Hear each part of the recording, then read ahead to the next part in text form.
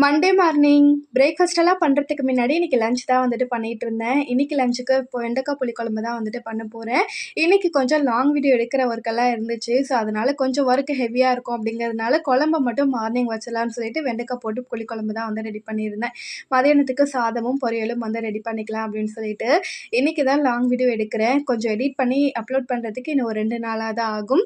So குழம்பு மட்டும் மார்னிங்கே ரெடி பண்ணிவிட்டு அதுக்கப்புறம் தான் காஃபியை வந்துட்டு போட்டு குடித்தோம். காஃபியெல்லாம் குடிச்சிட்டு கொஞ்சம் நேரம் வந்துட்டு அப்படியே உட்காந்துட்டு தான் பிரேக்ஃபாஸ்ட் பண்ணவே ஸ்டார்ட் பண்ணேன். இன்றைக்கி பிரேக்ஃபாஸ்ட்டுக்கு பார்த்தீங்கன்னா கோதுமை தோசை வந்து பண்ணிவிட்டு தேங்காய் சட்னி தான் வந்து ரெடி பண்ணியிருந்தேன். கோதுமை மாவு கரைக்கும் போது கொஞ்சமாக சீரகமும் அதுக்கப்புறம் கருவேப்பிலை வந்துட்டு கிள்ளி சேர்த்துக்கோங்க. வாசனை ரொம்ப நல்லாயிருக்கும். வெங்காயம்லாம் ஆட் பண்ணால் திருப்பறதுக்கு வராது. ஸோ அதனால் இது 2 மட்டும் ஆட் பண்ணி பாருங்கள். குழம்புமே ரெடி ஆகிடுச்சு. அதுக்கப்புறமா நாங்களுமே வந்துட்டு பிரேக்ஃபாஸ்ட் எல்லாம் சாப்பிட்டுட்டு கொஞ்சம் கவுண்டர் டாப்லாம் க்ளீன் பண்ணிவிட்டு லாங் வீடியோ எடுக்கிறதுக்குமே ஸ்டார்ட் பண்ணிட்டேன். வீடியோ பிடிச்சிருந்தா கண்டிப்பாக லைக் பண்ணிவிட்டு சப்ஸ்கிரைப் பண்ணிக்கோங்க. நெக்ஸ்ட் வீடியோவில் பார்க்கலாம். பாய்.